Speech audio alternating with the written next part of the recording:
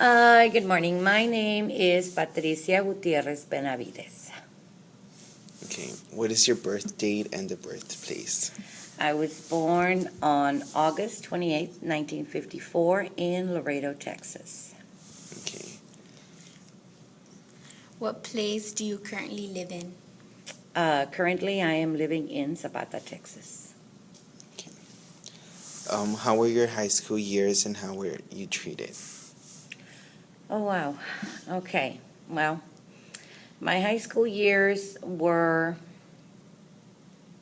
good, I guess you could say, in the sense that I learned what I could, but I didn't have very, very good experiences. The fact that I was from San Ignacio kind of put a crimp on things, I guess you could say. Even though they didn't refer to it as being biased or racist, I think that in many ways they were. I was a member of the band. I was a member of the UIL one-act play. We did the pep squad. We did a whole bunch of things. But in all honesty, when it came to education, I don't think that we got the kind of education that you guys are getting, today. It wasn't as advanced. No, definitely not. I think that the basics was all that were taught, and if you got it, fine, and if you didn't, you didn't. Now, I'm not saying that teachers didn't care. I think they did care. I just don't think that they were equipped with what they needed to make sure that everybody learned correctly, I guess you could say. And of course, I now I know that not everybody learns at the same level or at the same speed. So, those are things that were never looked at when I was in high school. So, educationally, I cannot say that they were like awesome years. Yes. When you went to college, did you have trouble? When I went to college, that was probably one of the biggest milestones in my life, mainly because in high school, we were not given the opportunity, as ugly as it sounds, it's true. We were not given the opportunity to apply for scholarships or anything like that because we were migrants.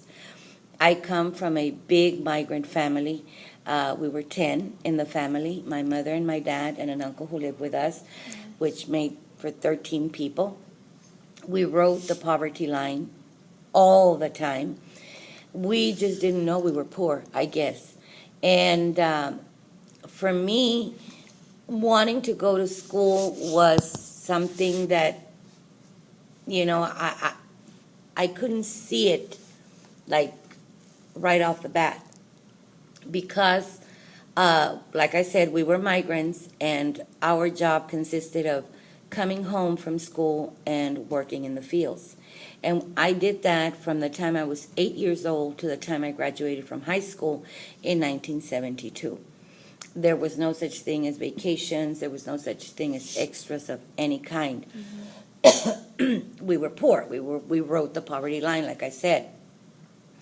When we were in high school, I could see that all my friends were, maybe I would say the friends that were not migrants. The counselor would come in and he would take them to his office to fill out the applications and, to do the financial aid and to do all kinds of things. And in the back of my mind, I kept hoping that one day he would call me. Well, he never did. And one day I got the courage and I went and I knocked on his door. And he told me, he says, may I help you? And I said, yes, I want an application to go to college. And this, of course, at this time I was a senior. And he said, college? And I said, yeah, because, I do want to further my education. And he said, I'm sorry, but migrants don't go to college. Migrants find somebody to marry and have them support them. I was crushed. I really, really was. So I cannot say that in that sense they were helpful because they were not. By this time, I had an English teacher who was also extremely racist towards the people of San Ignacio, and of course, being poor didn't help. And one day I was looking out the window, quote unquote, in my own world, I guess you could say, because we were in that what is middle school, or what was middle school at one time. No, even the one before that. I don't even know which one it was. Anyway, I've been to every school in the district, and finally graduated from one of them. And I was looking out the window, but I really wasn't looking out the window. I was smelling, because across the street from the school was a little lunch stand, and they sold the most awesome hamburgers you could ever get your hands on. Well, I knew in my mind and in my life I was never going to eat a hamburger from there, because they did cost $1, and I didn't have $1. People from San Ignacio, we brought our own lunch to school. We ate behind the school while the rest of the kids were bussed off to the cafeteria at the old South Elementary.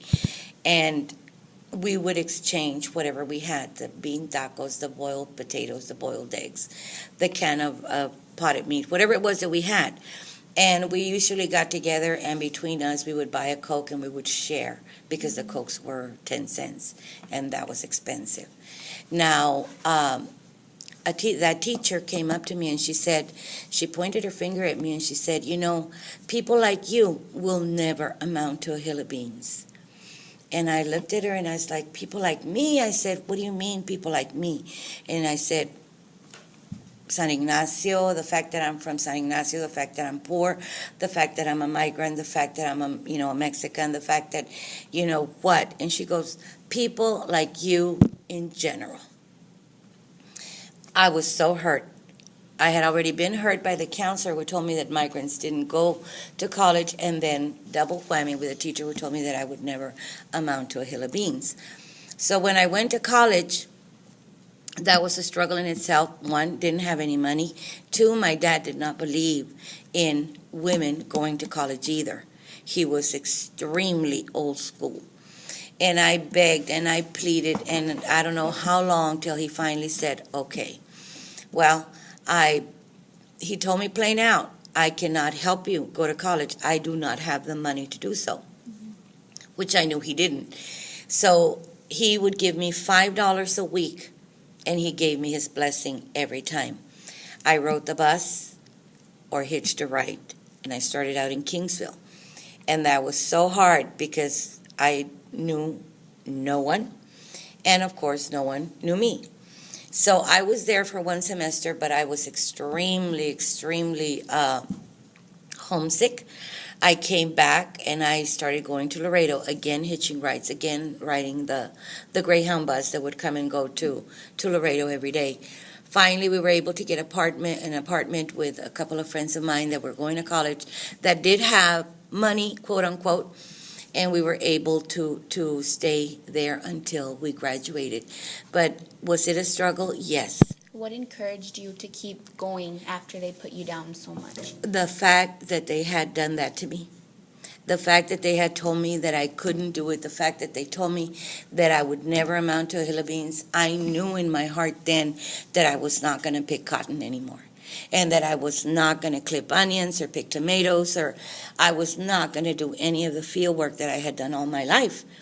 And what also encouraged me was the fact that I knew that if I did that for me somewhere down the line, if I got married and had kids, I would be able to instill that into them. And that's pretty much how it happened. But was it a struggle? Oh, yes, it was. But was it worth it? Every bit of it was. Every heartache, every heartbreak.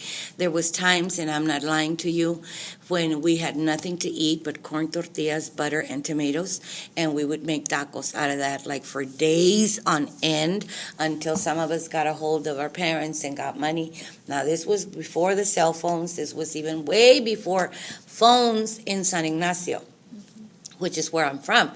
We didn't have any phones in San Ignacio till 1984. So there was no way that we could, No that I connection. could, right, that I could communicate with my parents and say, send me at least $5. There was no way. So, yes, we struggled, we suffered, but yes, it was worth it. Okay. Among your classmates, how many of you graduated from college? I can honestly say that, and we were not a big class at all because big classes did not exist back then. I believe we were maybe a little under 60. And I can honestly say that maybe about 20 of us graduated from college at one Were time or any of another. them your friends? Yes. I had friends that became teachers mostly. I had maybe one that became a nurse. And then that's about it. All the rest of them either went into, the educational system.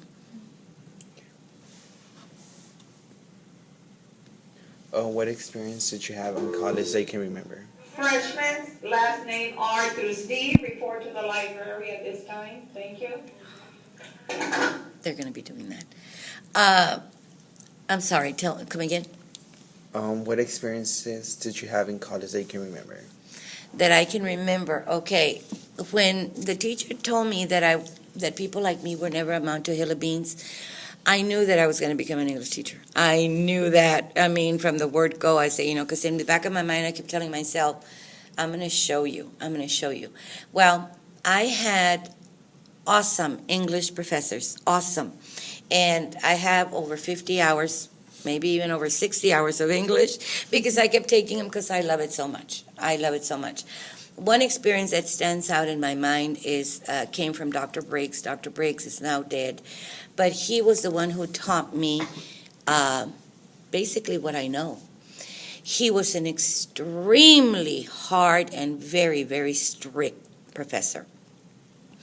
But for some reason, he took a liking to me, and he would help me as much as he could. He knew I was suffering because of, the situation that I, was going through and whatever. And he would make it a point to stay after class and make sure that I, understood what we were doing and whatever. And I can honestly say that experience, made me realize that I could achieve that dream. And, there were professors that did not like, what you did, and they would tell you about it. But pretty much after you have been beaten down so much by life, like me, you pretty much don't focus on that anymore. You focus on the positive. You look for the positive, and you dwell on that, and you hone in on that, and you work from there. And yeah, Dr. Briggs was the experience of a lifetime for me. Could you say that he helped you, go further? Yes, because I remember even at graduation, he told me, he says, if you ever intend to get a master's in English, you go ahead and, count on me. So, yeah.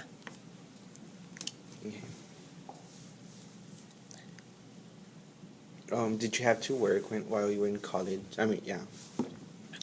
Thankfully, no. Mostly because I lived on loans. My dad supplied all the food we could eat. And no. After he realized, my dad realized that I was serious about getting an education, he pretty much backed me up all the way. And he told me, your job will be to go to school. One way or another, we will see this through. And thankfully, I didn't have to. I needed to, but I didn't have to.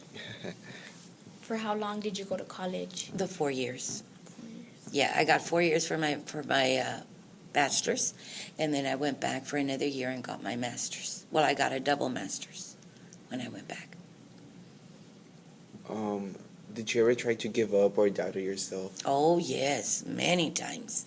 Mainly because, again, going back to the financial situation we were in, and I knew that my parents were struggling. Like I told you, I do come from a family of 10. And my sister, who has now passed away, may she rest in peace, she was also going to school. And she was older than me by a couple of years, and she was struggling to help my dad, who was a 100% disabled veteran. My mother was just a housewife who kind of like helped my dad keep the household going by sewing clothes and selling them in the neighborhood. And my dad was a janitor at the school, so I mean, how much money could they possibly be making? My sister was a teacher's aide, and she was struggling to help them financially. So, yeah, I thought about that many times. It's like quit, go to work, help out, and then maybe afterwards you can go on. But thank God I didn't. Whose support did you have the most? While I was in college, who supported me? Yeah. Loans, the bank, financial loans, and my dad, with food, and of course moral and spiritual support. I couldn't have done it without that. Yeah. Okay, who do you think gave you the most strength to be the person who you are today? I would have to say my parents. Like I said, I do come from a big family. My mom married my dad when she was 16 years old. My dad was 25. And there was a big gap right there, but I saw the struggle, and I saw, but I never heard about it. You know what I'm saying? They never complained. My mother never, ever, ever complained about, not having the extra pair of shoes or the extra dress or anything like that. And once they saw that I was serious, they supported me all the way. So yeah, it would have to have been my parents. What situation can you tell us was the hardest that you experienced? Altogether in life? Yeah. Yes. In life? Oh, wow. And probably this is going to make me cry, and I'm sorry, but yes. I have been, I taught here for 33 years before I retired, and every year was an experience, good, bad, ugly, or anything or everything in between. I loved all the kids I had, with the exception of a couple that are going to give you, problems here and there. But I can honestly say that I never, ever, ever had any kind of discipline problem that would, throw me off balance or anything like that. I have, of course, by that time I was already married, had both my children, and thankfully both of my kids are teachers here with the district. Mrs. Garza, Diana Garza, who is the speech teacher, and Mario Benavidez, who is a history teacher at AEP.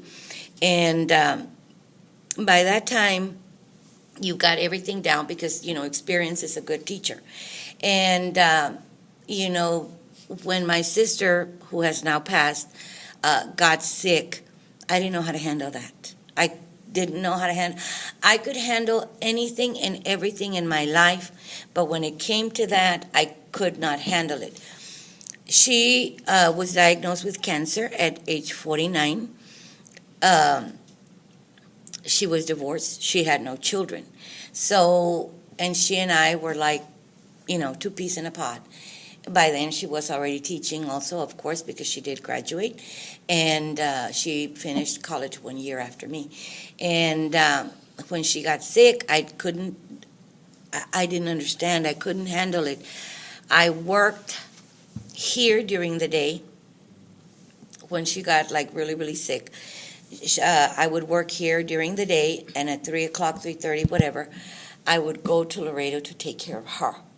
And sometimes, depending on how bad things were going, I either had to stay overnight and come back in the morning and do it all over again.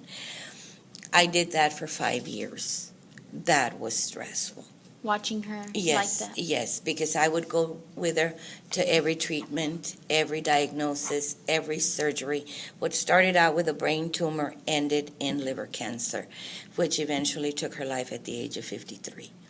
And the most of everything, and I don't regret anything I did, the most heartbreaking thing for me was she died in my arms. But I thank God I was there when she took that final breath. But that has been the worst situation that I've ever been in while I was teaching. And it had nothing to do with teaching. It was my family. What is a good advice you can give to everybody? What I would always tell my kids when I was teaching, and They were like, ma'am, you sound like a broken record. It's like, I don't care. I would always tell them, whatever you do in life, make it count. Make it count. Time waits for no one. You know that, and I know that. Yeah. Good things, bad things, mediocre things are going to happen along the way. But whatever you choose has consequences, either good or bad. And they're going to come back to haunt you eventually. And I would always tell them, whatever you choose to do in life, make it count. In the end, you'll be glad you did. Is there anything else about your life you'd like to share with us? Oh my God, there's so much that I would love to share with people, and which is the reason that I did write a book. And I already finished my book, and I'm looking for a publisher to have it published. Is it this, wow, bestseller? Maybe not. Maybe not, but it's about me. It's about my struggles. It's about my beginning. It's about my struggles in life to do what I did to become who who I have become, and how I did it, to get from point A to point B and up to now. I wrote this book for people like you. It's funny. It's sad. It's got a lot of advice in it. It's got a lot of experiences that I had along the way, growing up to adulthood.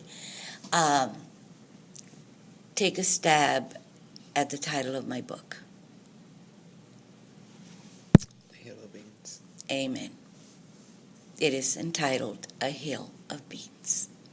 Because I figure that for somebody who was told to her face that I would never amount to a hill of beans, I think I did well. I touched a lot of lives, guys. A lot of lives. Would I do it over again? In a heartbeat. I have the education to teach at the college, and I've had it for years.